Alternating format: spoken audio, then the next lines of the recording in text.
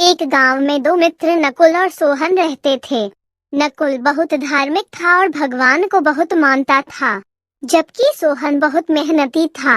एक बार दोनों ने मिलकर 1 बीघा जमीन खरीदी, जिससे वह बहुत फसल उगाकर अपना घर बनाना चाहते थे। सोहन तो खेत में बहुत मेहनत करता, लेकिन नकुल कुछ काम नहीं करता, बल्कि मंदिर में जाकर भगवान से अच्छी फसल के लिए प्रार्थना करता था।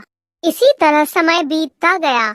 कुछ समय बाद खेत की फसल पककर तैयार हो गई, जिसको दोनों ने बाजार ले जाकर बेच दिया और उनको अच्छा पैसा मिला।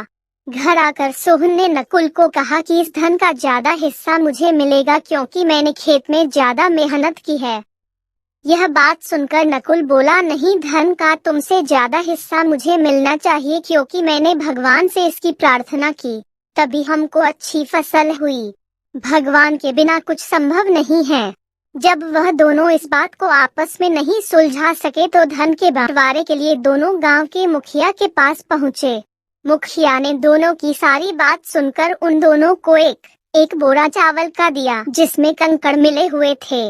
मुखिया ने कहा कि कल सुबह तक तुम दोनों को इसमें से चावल और कंकड़ अलग करके लाने हैं, तब मैं निर्णय करूंगा कि इस धन का ज्यादा हिस्सा किसको मिलना चाहिए। दोनों चावल की बोरी लेकर अपने घर चले गए।